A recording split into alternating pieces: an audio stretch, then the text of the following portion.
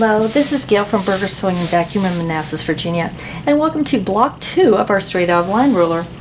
Now, this is one where we're actually going to be doing two cuts, and you can see what it looks like. They have it both on your ruler as well as showing you how to do it in your little handout that comes with it. So what you do with this ruler is you line it up so you have your square, and you're going to line it up, and then you're going to make your first cut. Then what you do, and this is the way they have you do it, and I'm going to show you an alternate way too. Then they have you take your ruler, turn it upside down and rotate it, and there's a line that goes right down here. And then you line your ruler up again, you line this up on your first cut, you do your second cut, and you're going to be getting these two shapes. You'll be getting a kite shape and another shape. I don't even know what to call it, but you'll get your two shapes. So another way you can do it, and this is what it would look like if you just did your one cut and sewed them together. So this is, I saw this on a video and I really like this way. So she did all of her first cuts, then she sewed them together. Then what she did, instead of flipping the ruler over, she flipped her square over, and she also pressed the seam open. And I really like that too. And this one, you just have to make sure you line it up correctly down here as well as side to side, because the side to side is going to be ½ inch smaller. And you'll line it up, lining this up along your seam line, these where you need them to be, and you're going to do your second cut.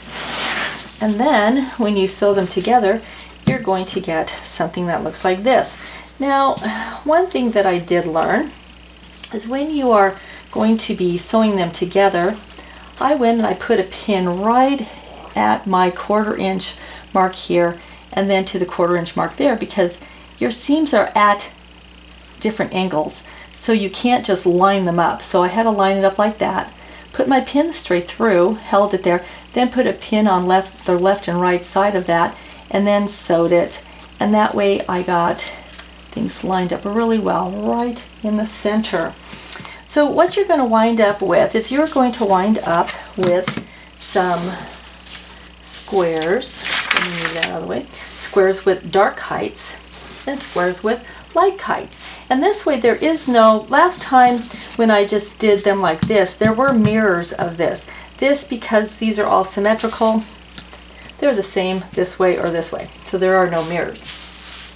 But the original square that they show you in their little handout, what they do is they take two with the dark kites and two with the light kites together.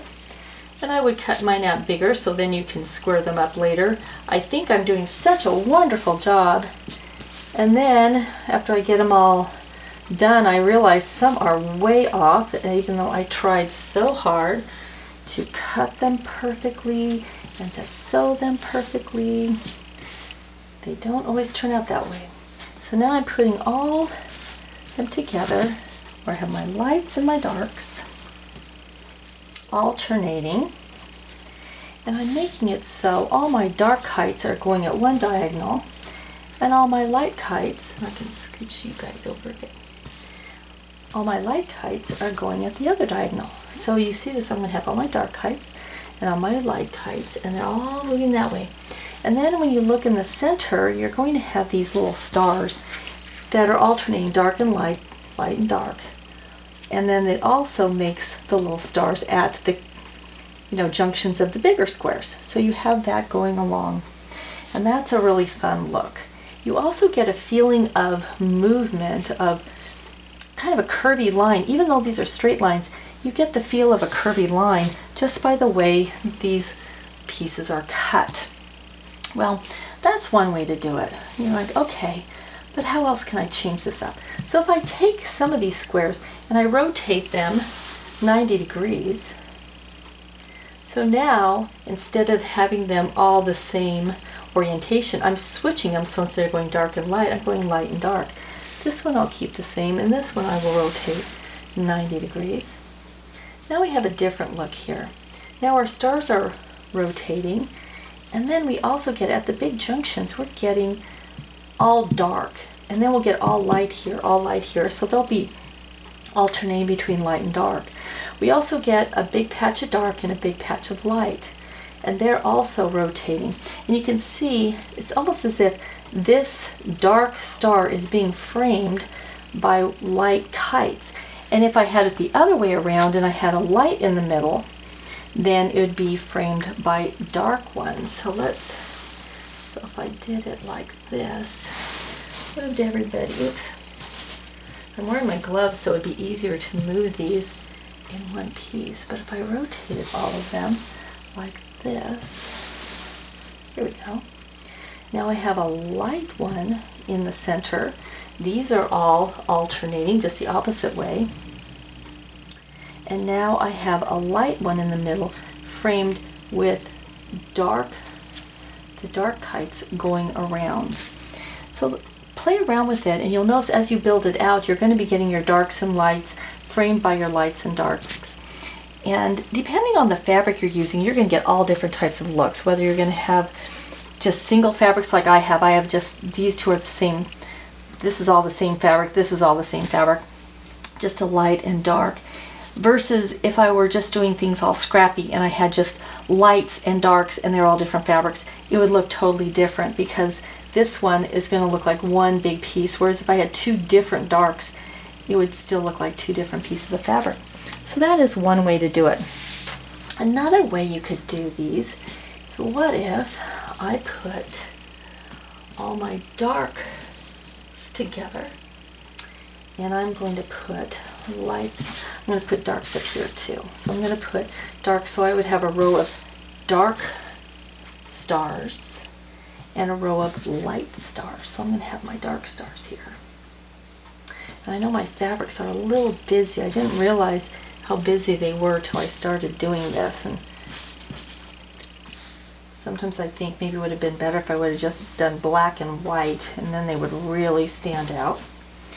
But if I did this, and I had a row of dark stars and a row of light stars, then the center, I get these interesting stars where they have a half dark, half light. And here the opposites, this interesting shape here, I don't even know what to call it. You're going to have lights and darks, and then these are going to be split up half and half. So this is going to give you a whole different look too, and once again, it depends on the look you want, the fabrics you're using. You're going to get a totally different look than you had before. And of course, because we can, what if I were to do it, instead of having a whole row of darks, what if I split them up and I alternated dark and light? So now if I have that dark, light, and then light and dark, and I did that, now I have another different look going on here. Let's try and get them lined up a little bit better. Because now these are all alternating, once again. So these are alternating. And then the center, you have your original star with your dark and light and dark and light. And this one will be light and dark, light and dark. So they'll be alternating every other one of the big groups of squares. So that is also going to give you a different look. And you still have that curve feeling going around because of the way you have it put together. So let's see, what else could we do? What if I went and made them half dark, half light? So I'm going to do the dark one up here. Then I'm going to do it that way. Then I'm going to do a dark here.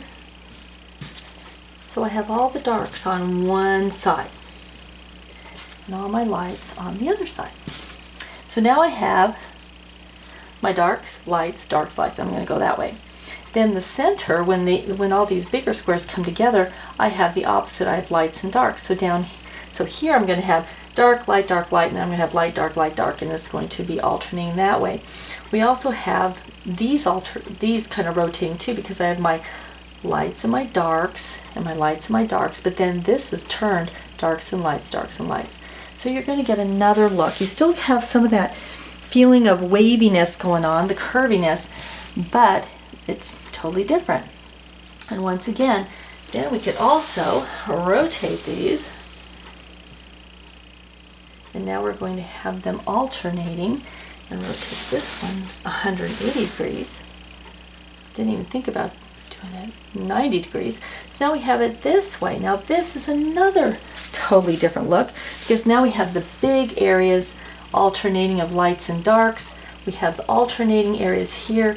We have dark and light and dark and light, and then the center we have them the opposite, turned 90 degrees, dark, light, and then we're going to have light, dark up there.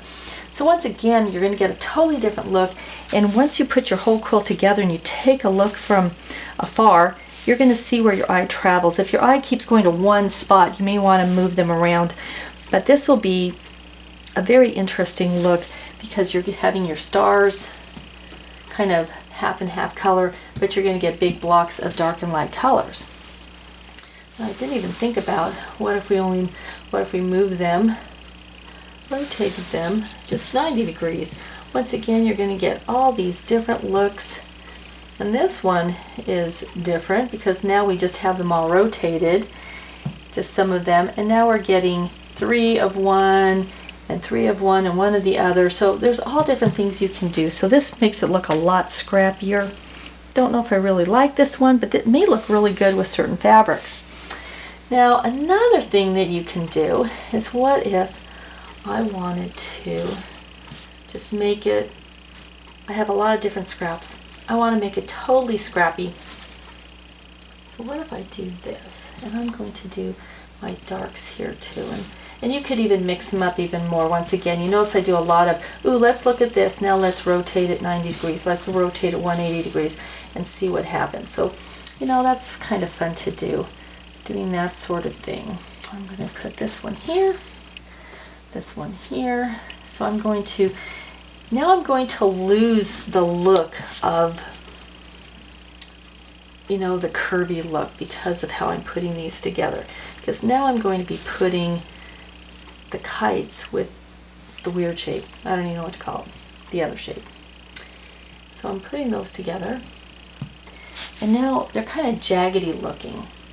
And I'd have a row of darks and a row of lights.